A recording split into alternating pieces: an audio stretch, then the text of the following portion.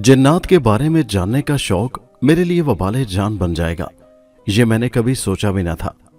बचपन में सुना था जिन्नात को मिठाई बहुत पसंद है, इसीलिए वो मिठाई बहुत शौक से खाते हैं। वो आदमी जब रमजान मिठाई वाले की दुकान से मिठाई का डिब्बा लेकर जाने लगा तो मैं उसका पीछा करने लगा। मेरी हैरत की इंतहा न रही जब वो आबादी से निकलकर जंगल की तरफ जाने लगा। मेरी इत्तलात के मुताबिक वो जंगल खतरनाक था। खतरनाक इस तरह के जंगल में दरिंदे बड़ी तादाद में रहते हैं जो इंसानों को चीर फाड़ कर खा जाते हैं। जंगल में इंसान दिन में जाते हुए भी डरते हैं, जबकि वो आदमी रात में जंगल में दाखिल हो चुका था। उसे जंगल में जाता देखकर मेरी हिम्मत जवाब दे गई थी, लेकिन तजस्सुस के हाथों मजबूर होकर मैंने जंगल में जाने का फैसला कर लिया। मैं कमजोर इंसान हूं, जंगल में बहादुर इंसान ही दाखिल हो सकता है। मुझ में जो हिम्मत आई वो उस आदमी को देखकर आई कि जब वो बगैर किसी हथियार के जंगल में दाखिल हो सकता है तो मैं क्यों जंगल में दाखिल नहीं हो सकता। मैं महकमा डाक में क्लर्क के तौर पर मुलाजमत करता हूं। डाकखाने के सामने रमजान मिठाई वाले की दुकान है। मेरी उससे 1 साल पहले दोस्ती हुई थी। उसकी दुकान पर रोजाना मुख्तलिफ किस्म की मिठाइयां बनती थी, लजीज और खुशबूदार। लेकिन दिलचस्प बात यह थी कि रात में सारी मिठाइयां खत्म हो जाती। इलाके में इतनी आबादी भी नहीं थी कि इलाके के लोग मिठाई लेकर जाते हों। एक दिन तजस्सुस के हाथों मैंने उससे पूछ लिया, रमजान तुम रोज मिठाई बनाते हो और दूसरे दिन सुबह दुकान में मिठाई नहीं होती। रमजान ने कहा, बिल्कुल दुरुस्त फरमाया है, ऐसा ही है। ये मिठाई कौन लेकर जाता है? इलाका इतना बड़ा नहीं कि ये बात समझ ली जाए कि यहाँ के मकीन मिठाई लेकर जाते हों। रोजाना की बुनियाद पर तैयार होने वाली मिठाई इलाके से बाहर के लोग ले जाते हैं, उसने कहा। मैंने चौंक कर पूछा, बाहर के लोग? हाँ, इंसान इतनी मिठाई कहाँ खा सकते हैं? रमजान मिठाई वाला पुरस्रार अंदाज में मुस्कुराया। मैंने पूछा, बाहर के लोगों से क्या मुराद है तुम्हारी? पुरस्रार लोग? रमजान, पुरस्रार लोग से मुराद कहीं जिन्नात तो नहीं? हाँ वही। बचपन में सुना था कि जिन्नात मिठाई के शौकीन होते हैं, दुकान से वही लोग मिठाई लेकर जाते हैं, मैंने कहा। तो रमजान कहने लगा, हमने भी बचपन में सुना था और अब इस बात का सबूत भी मिल चुका है कि इस बात में वाकई सच्चाई है, जिन्नात रात में मिठाई लेकर जाते हैं। रमजान ने कहा, अच्छा ये सच है? मैंने पूछा। हाँ बिल्कुल, 100% सच है। बाज़ औक़ात दुकान बंद होने पर भी मिठाई खाने के शौकीन दुकान के अंदर से मिठाई ले जाते हैं। मैंने कहा, इस तरह तो तुम्हें बहुत नुकसान हो जाता होगा। कहने लगा, मिठाई खाने के शौकीन जिन्नात हैं, हमें कभी नुकसान पहुंचाने का तस्वुर भी नहीं कर सकते। मैंने हैरानी से कहा, अच्छा वो कैसे? वो कहने लगा, रात में जितनी मिठाई जिन्नात लेकर जाते हैं उसके पैसे रख जाते हैं। अरे रमजान, तुम्हें कैसे पता चलता है कि जनाब पैसे रख कर गए हैं? वो कहने लगा, रात में हम दुकान बंद करने से पहले सेफ में रकम गिन कर रखते हैं।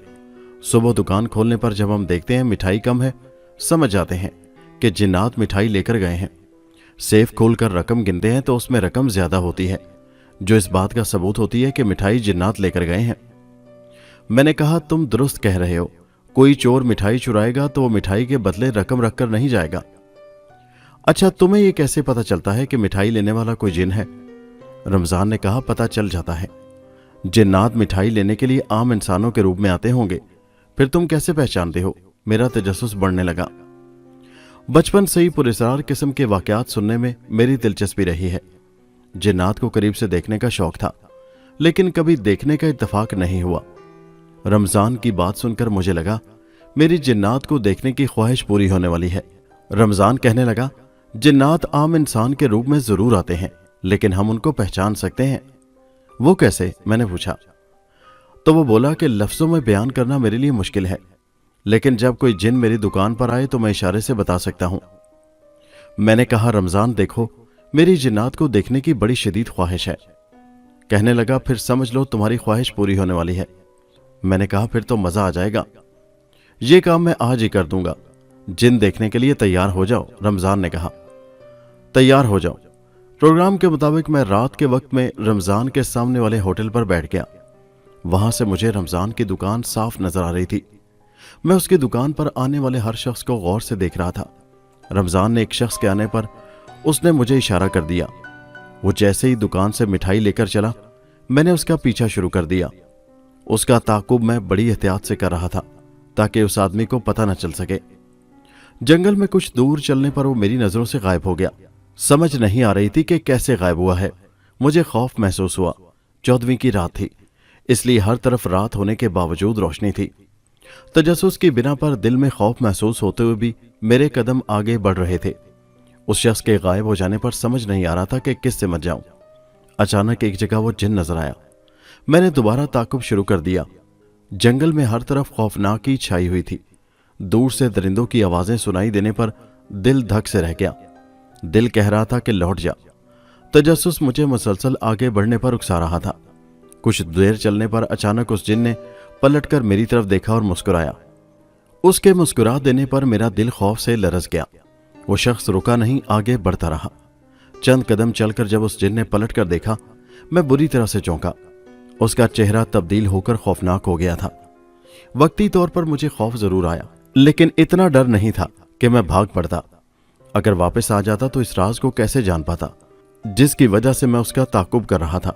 जिन ने जब देखा कि मैं डर कर नहीं भागा, वो तेज तेज कदमों से चलने लगा। मैंने भी अपनी रफ्तार बढ़ा दी। एक तनावर दरख्त की आड़ लेकर वो जिन गायब हो गया। उसके गायब हो जाने पर मैं सोच में पड़ गया कि उसे कैसे तलाश करूं। अचानक से एक बड़ी चमगादड़ शोर मचाती मेरे सर के ऊपर से गुजर गई। इतनी बड़ी चमगादड़ मैंने अपनी जिंदगी में नहीं देखी थी। शेर की गरजदार आवाज सुनाई देने पर मुझ पर खौफ तारी हो गया। शेर की आवाज करीब से ही सुनाई दी थी। अगर शेर अचानक मेरे सामने आ जाता तो मुझे अपना बचाव करना मुश्किल हो जाता।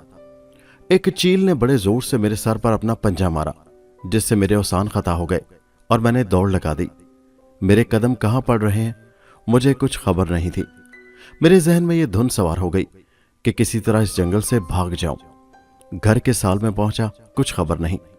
बिस्तर पर लेटते ही थकन के सबब गहरी नींद आ गई। जंगल में मेरे साथ होने वाले पुरस्कार वाकयात से मैं बुरी तरह खौफजदा हो गया था। इसलिए खौफ के सबब 2 दिन बुखार रहा। तबीयत खराब होने की वजह से मैं अपनी ड्यूटी पर डाकखाने भी ना जा सका। तीसरे दिन तबीयत संभलने पर मैं डाकखाने गया।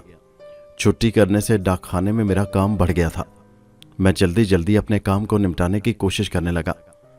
दिन 12 बजे थकन उतारने को काम रोककर अपने लिए चाय का ऑर्डर दिया।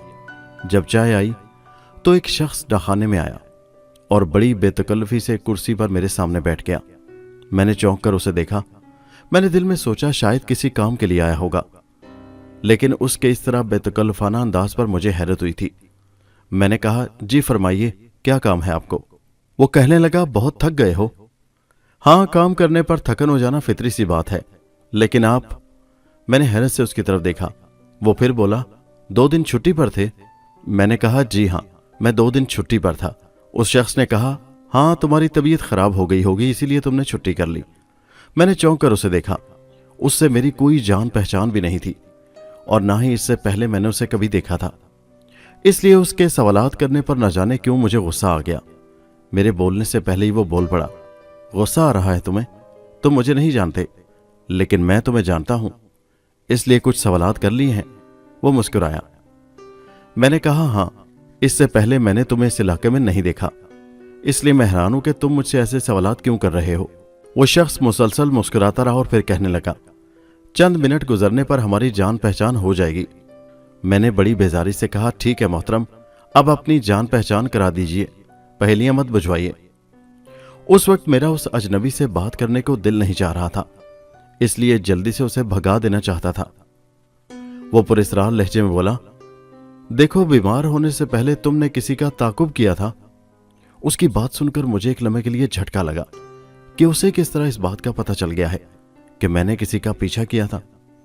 उसकी तरफ मैंने गौर से देखते हुए कहा, हाँ, मैंने ताकुब किया था। क्यों, तुम्हें क्या एतराज है? समझाने आया हूं, वो बोला। क्या समझाने आए हो? यही कि कभी किसी का इस तरह पीछा ना किया करो, वरना पछताओगे। तुम्हारी जिंदगी थी जो बच गए तुम। वो फिर बोला। उसकी बात सुनकर मैं बड़ा हैरान हुआ। मैंने कहा, जरा खुलकर बयान करो, तुम क्या कहना चाह रहे हो? वो कहने लगा, जिन्नात को यह बात पसंद नहीं आई कि कोई उनका ताकुब करे और उनके बारे में जाने। अगर कोई उनके बारे में जान जाए तो उसे जिंदा नहीं छोड़ते। बाज जिन्नात तो बहुत बेरहम होते हैं, इंसान को बुरी तरह से अजियत में मुब्तला करके मारते हैं। इसीलिए जिन्नात से किसी अच्छाई की तवक्को हरगिज मत रखना, वो बोला। उसकी बातें सुनकर मेरा परेशान हो जाना फितरी था। साथ में ये जानने को बेचैन हो गया कि आखिर वो है कौन और ये सब वो कैसे जानता है। मैंने पूछा, मोहतरम आपको ये सब कुछ कैसे पता चला? वो फिर मुस्कुराया और कहने लगा, मुझे सब इल्म है, जब भी तुम्हें समझाने आया हूं कि आइंदा ऐसी बेवकूफ़ी मत करना। मैंने कहा, मैं जिन्नात के बारे में जानना चाहता हूं, इसी वजह से मैंने उस आदमी का पीछा किया और मुझे 100% यकीन है कि वो जिन था। वो कहने लगा, बस जितना जान गए हो ये बहुत है, ज्यादा जानने की कोशिश करने पर तो बहुत ज्यादा नुकसान उठाओगे। उसने गुस्से से मेरी तरफ देखा। मैंने कहा, अरे भाई तुम कौन हो और मुझे जिन्नात के बारे में जानने से क्यों रोक रहे हो? क्योंकि जिसका तुमने पीछा किया था मैं वही जिन हूं। ये कहते हुए वो एक झटके से उठ खड़ा हुआ और तेजी से डाक खाने से निकल गया। मैं उससे मजीद बात करना चाहता था, लेकिन उसने मुझे ये मौका ही नहीं दिया। वो दबे लफ्जों में मुझे धमकी दे गया था कि उसका ताकुब करने पर मुझे नुकसान पहुंच सकता है। मैं खौफजदा भी बहुत हुआ। फिर मैं कुर्सी से उठा और उसके पीछे भागा। डाकखाने के बाहर उस शख्स का दूर दूर तक कुछ पता नहीं था। मैंने उसे बहुत ढूंढा, बहुत तलाश किया, मगर मुझे वो ना मिला। उसे बाहर ना पाकर मैं वापस डाकखाने में आ गया। मुझ पर अभी तक खौफ तारी था। मैंने दिल में यह तहिया कर लिया कि आइंदा कभी भूल कर भी जिन्नात का पीछा नहीं करूंगा, क्योंकि जिन्नात जो धमकी देते हैं उस पर अमल भी करते हैं। वो मुझे धमकी देकर गया है, इसलिए मुझे कभी भी नुकसान पहुंचा सकता है। उसके बाद मैंने जिन्नात के बारे में जानने की कोशिश से तौबा कर ली।